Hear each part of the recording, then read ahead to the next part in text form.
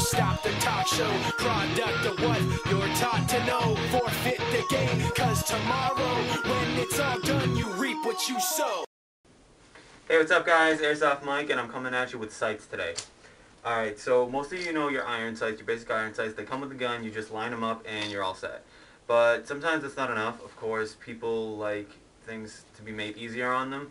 So I'm going to be going over EOTechs, red greens, reflex, and optical zoom scopes. Now, I was kind of lazy and I didn't take this off my sniper rifle, my optical zoom scope. But that's okay because I'll be pretty straightforward with those. I'll cover them just as much as any of the others. I don't have an EOTech sight, but basically what happens with an EOTech is they project a holographic image so that no matter where you are on your sight, the image that's projected will always be where the gun is shooting. That's why they're so expensive, and that's why I don't own one. They are ridiculously expensive. They could be $120 and up for what I've seen for a good one.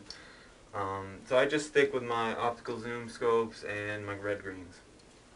There's just the your standard red green scope. It has no zoom. It just projects a red or green image. Red for daytime, green for night. Just because red's harder to see at night. But you probably don't want to be using the green for daytime, even though you can see it, because it takes up a lot more battery power. So red green dots are pretty straightforward. You just turn them red or green, and then you adjust for height, elevation on the top, and on the side it's typically for windage. So these things are pretty straightforward. Sometimes they come with these dust covers. Others come with what I'll show you on the sniper real quick. But yeah, most come with these dust covers, which are removable, and if they don't come with it, then you can get your own, like $5. Some scopes do not come with scope rings, so you need to get scope rings. Most scope rings are universal, so you need to get scope rings to attach scopes / scope looking red-green dots if you want to attach it to your rifle. Moving on to reflex sights, basically the same thing except much better for CQB, because you really don't have, like with these, it takes up a lot of your visual space. You can't really see much. So with these you can see everything around it too. Very thin. It's really good for CQB. It has 7 brightness settings. Most of them come with 6 or more. Most reflex sights also come with 4 different crosshairs, which are really, really cool. I typically put it on the cross-shaped crosshair just because I like generic crosshairs. Allows for much easier target acquisition, in my opinion. All about preference on those. They give you a lot of options, these things, and they last you a lot of batteries, or they save you a lot of batteries rather. So these things are really good. I'm not going to complain about the red greens.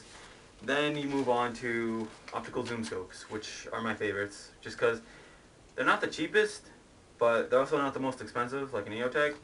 And typically, if you're not in the right position, like if you're not with these in any position around the scope, you can see the dot. But with this, there is a parallax, I think, as they call it, and if you're not in the right position, or the same position as you were the last time, you will not be able to see the crosshairs, which is pretty cool because that allows you to put your face in the same area every single time, and you will always be on your target. There is a little bit of leeway space, but with these things, there's a lot, and you can be really off your target. With these, it's a little bit, so it helps for really precise target acquisition. I wouldn't recommend more than 2 times to 3 times the scope. Like this right here is a 4 times scope. It's a little bit too much, but it does the job. It does it well. If you can't find anything that's lower than a 4 times, go with the 4 times. 5 times you're getting too much. Some scopes, more expensive scopes, they've got like between 2 to 7 times, and then they have this number: 40 millimeter, 35 millimeter, 60 millimeter.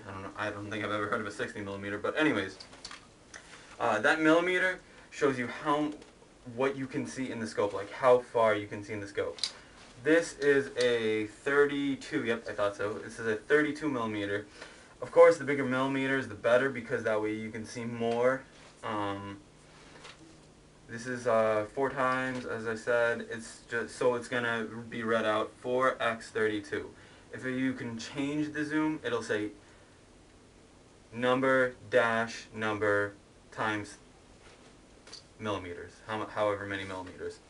If you don't understand what I'm talking about right now, you can go check out, like, if you want to go buy a scope, you'll go and you'll see what I'm talking about, and then refer to this video and you'll understand.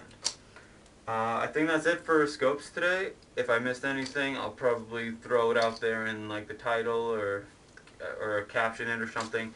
But for the most part, the scopes are pretty basic. Thanks for watching. I'll catch you guys later.